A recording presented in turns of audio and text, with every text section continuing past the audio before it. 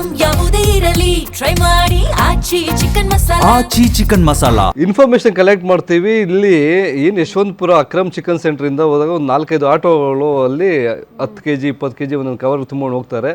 ಅದರಲ್ಲಿ ಒಂದು 2-3 ಕಡೆ ನಾವು ಹೋದಾಗ ಬಸವೇಶ್ವರ ನಗರ, ಕುರುಬ್ರಹಳ್ಳಿ, ಮಾದನಾಯಕನಹಳ್ಳಿ, ಇದು ಅಕ್ರಮ್ ಚಿಕನ್ ಇಂದ ನೆಲಮಂಗಲ ಅಪ್ ಟು ನೆಲಮಂಗಲವರೆಗೂ ರೋಡ್ ಸೈಡ್ ಅಲ್ಲಿ ಏನೇನು ಡಾಬಾಗಳಿದಾವೆ, ಸಣ್ಣ ಪುಟ್ಟ ಹೋಟೆಲ್ ಇದಾವೆ, ಬಿರಿಯಾನಿ ಸೆಂಟರ್ಗಳಿದಾವೆ, ಕಬಾಬ್ ಸೆಂಟರ್ಗಳಿದಾವೆ, ಅದಕ್ಕೆ ಡಿಸ್ಟ್ರಿಬ್ಯೂಟ್ ಆಗ್ತಾ ಇದೆ. ಮತ್ತು ಕುರುಬ್ರಹಳ್ಳಿ, ಕಮಲಾನಗರ ಈ ಭಾಗದಲ್ಲಿ ಆಗ್ತಾ ಇದೆ. ನಮಗೆ ರೆಡ್ ಹ್ಯಾಂಡ್ ಆಗಿ ಸಿಕ್ಕಿದ್ದಂತೂ ಒಂದು ಮಾರುತಿ ಮಿಲಿಟರಿ ಹೋಟೆಲ್, ಅಲ್ಲಿಗೆ ಡಿಸ್ಟ್ರಿಬ್ಯೂಟ್ ಆಗುತ್ತೆ. ಓನರ್ ಒಪ್ಕೊಂಡಿದ್ದಾರೆ. ಇವತ್ತು ಬೆಳಗ್ಗೆ ನಾವೇನು 9 ಗಂಟೆಗೆ ಲೈವ್ ಕೊಡಬೇಕಾದ್ರೆ ಹೋಗಿ ಮಾತಾಡ್ದಾಗ ಅದೇ ಚಿಕನ್ ಬಂದಿತ್ತು. ಫಸ್ಟ್ ಆರಂಭದಲ್ಲಿ ಇಲ್ಲ ಸರ್ ಹಾಗೆ ಹೀಗೆ ಅಂದ್ಬಿಟ್ಟು 40,000 ಪೇಮೆಂಟ್ ಮಾಡಿದೆ ಅಂತೆಲ್ಲ ಹೇಳ್ತಾರೆ. ಇನ್ನೊಂದು ಕವರ್ ತೋರಿಸಿದಾಗ ಅವ್ರು ಒಪ್ಕೊಂಡಿದ್ದಾರೆ, ಹೌದು ಅಲ್ಲಿಂದ ತರಿಸ್ತಾ ಇರೋದು ಅಂತ. ಅದ್ರ ಜೊತೆಗೆ ಇದ್ ಕಡೆ ಹೊಸಕೋಟೆ, KR-ಪುರಂ, ಹೊಸಕೋಟೆವರೆಗೂ ಸಹ ರೋಡ್ ಸೈಡಲ್ಲಿ ಇರೋಂಥ ಡಾಬಾಗಳು, ಕಬಾಬ್ ಸೆಂಟರ್, ಬಿರಿಯಾನಿ ಸೆಂಟರ್ಗಳಿಗೆ ಅದೆಲ್ಲ ಹೋಗ್ತಾ ಇದೆ. ಹಾಗಾಗಿ ಇಲ್ಲಿ ಇದಕ್ಕೆ ಸಂಬಂಧಪಟ್ಟಾಗಿ ಆಹಾರ ಇಲಾಖೆಯವರು ಎಚ್ಚೆತ್ಕೊಳ್ಬೇಕು. ಅದ್ರ ಮೇಲೆ ದಾಳಿ ಮಾಡಿ, ಈಗ ನಾವು ಹೇಳ್ತಾ ಇಲ್ಲ ಅವ್ನು ಇನ್ನು ಯಾವ ಕೋಳಿ ಕೊಡ್ತಾ ಇದ್ದಾನೆ ಅಂತ, ಸತ್ತೋಗಿರೋ ಕೋಳಿನೋ ಏನು ಅಂತ ಹೇಳ್ತಾ ಇಲ್ಲ.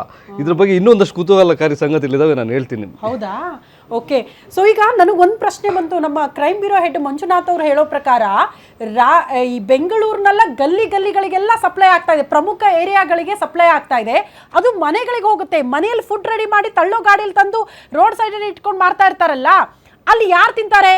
ಯಾರು ಐಷಾರಾಮಿ ಜೀವನ ಲೀಡ್ ಮಾಡೋರು ಕೋಟ್ಯಾಧಿಪತಿಗಳು ಬಂದು ತಿಂತಾರಾ? ಇಲ್ಲ, ಶ್ರಮಿಕ ವರ್ಗ ಪಾಪ ಇವತ್ತು ದುಡಿದ್ರೆ ಅವತ್ತು ಹೊಟ್ಟೆ ತುಂಬುತ್ತೆ ಅಂತಾರಲ್ಲ, ಅಂಥವ್ರು ಪಾಪ ಕಡಿಮೆ ಬೆಲೆಗೆ ಏನೋ ಊಟ ಸಿಗುತ್ತಲ್ಲ, ಒಪ್ಪತ್ತಿನ ಊಟ ಮಾಡೋಣ ಅಂತ ಬಂದು ದುಡ್ಡು ಕೊಟ್ಟು ತಿಂತಾರಲ್ಲ, ಅವರ ಆರೋಗ್ಯದ ಮೇಲೆ ಪರಿಣಾಮ ಬೀರುತ್ತೆ. ಬಡವರು, ಮಧ್ಯಮ ವರ್ಗದವರು ಅಂತಲ್ಲೆಲ್ಲ ಊಟ ಮಾಡೋರು, ಅಂಥವ್ರ ಆರೋಗ್ಯದ ಜೊತೆ ಇವರೆಲ್ಲ ಚೆಲ್ಲಾಟ ಆಡ್ತಿದ್ದಾರೆ ಅನ್ನೋದು ಬಹಳ ಸ್ಪಷ್ಟ. ಇಲ್ಲ ಆರೋಗ್ಯ ಹದಗೆಟ್ರೆ ಸರ್ಕಾರಿ ಆಸ್ಪತ್ರೆಗೆ ಹೋದ್ರೆ ಅಲ್ಲಾದ್ರೂ ಸರಿಯಾಗಿ ಟ್ರೀಟ್ಮೆಂಟ್ ಸಿಗುತ್ತೆ ಅವ್ರಿಗೆ. ಪಾಪ ಬಡವರ ಜೀವದ ಜೊತೆ ಯಾಕೆ ಆಟ ಆಡ್ತಾ ಇದ್ದೀರಾ? ಇದು ಪ್ರಶ್ನೆ ಇರೋದು. Okay, anyway Nagaraj sir, first reaction ಈ ಎಲ್ಲ ಬೆಳವಣಿಗೆ ನೋಡಿದಾಗ, ಇಂಥದ್ದೊಂದು ಕರಾಳ ದಂಧೆ ತಮ್ಮ ಗಮನಕ್ಕೆ ಬಂದಾಗ ಏನು ಅನಿಸ್ತಾ ಇದೆ ನಿಮಗೆ? ಮೊದಲನೇದಾಗಿ ಗ್ಯಾರಂಟಿ ನ್ಯೂಸ್ನ ನಮ್ಮ ಮಂಜುನಾಥ್ ಅವರು ಇದನ್ನು ಈ ಒಂದು ಅನಾವರಣ ಮಾಡ್ತಾ ಇರೋದು ಭಾಳ ಸಂತೋಷ. ಎಲ್ಲ ಶ್ರಮಿಕ ವರ್ಗದವ್ರಿಗೆ ನಮಗೆಲ್ಲರೂ ಕೂಡ ನಾನು ಅಭಿನಂದನೆಗಳು ಸಲ್ಲಿಸ್ತಾ ಇದ್ದೀನಿ.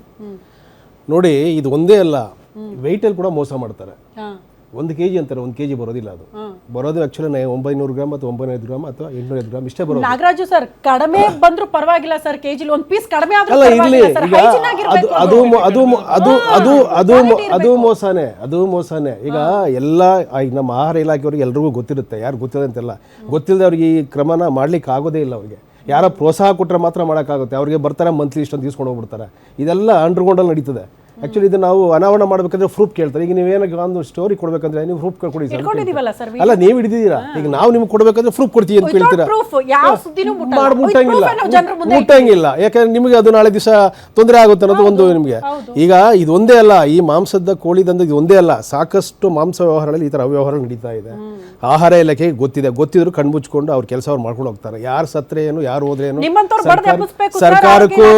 ಸರ್ಕಾರ ನೋಡಿ, ನಾವು ಒಂದು ಪತ್ರ, ಒಂದು RTL ಒಂದು ಲೆಟರ್ ಆಗ್ತಂದ್ರೆ 30 ದಿವಸ ಟೈಮ್ ತೊಗೊಳ್ತಾರೆ. ಮೇಲ್ ಫಸ್ಟ್ ಫ್ಲೋರ್ ಇರುತ್ತೆ ಲೆಟರ್ ಕೊಡೋದಕ್ಕೆ, ಈ ಕೆಳಗೆ ಗ್ರೌಂಡ್ ಫ್ಲೋರ್ ಒಳಗೆ 29 ದಿವಸ ತೊಗೊಳ್ತಾರೆ. ಫಸ್ಟ್ ಫ್ಲೋರಿಂದ ಇಲ್ಲಿ ಬರೋದಕ್ಕೆ ಎಷ್ಟು ಟೈಮ್ ಆಗುತ್ತೆ? ಈ ಥರ ಎಲ್ಲ ಮಾಡ್ತಾರೆ. ಸಾಕಷ್ಟು ನಾವು ಹೋರಾಟ ಮಾಡಿ ನಮಗೂ ಒಂಥರ ಏನಪ್ಪ ಇದಿದೆ.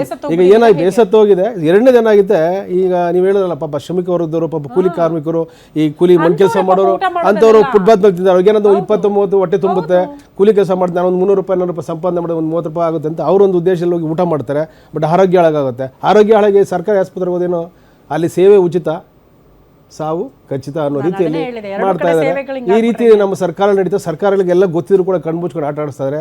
ಈಗಿನ ರೇಟ್ಗಳೆಲ್ಲ ಗಗನಕ್ಕೆ ಏರ್ತಾ ಇದೆ. ಇಡೀ ಜನ ದಂಗೆ ಹೇಳೋ ಪರಿಸ್ಥಿತಿ ಬರ್ತಾ ಇದೆ.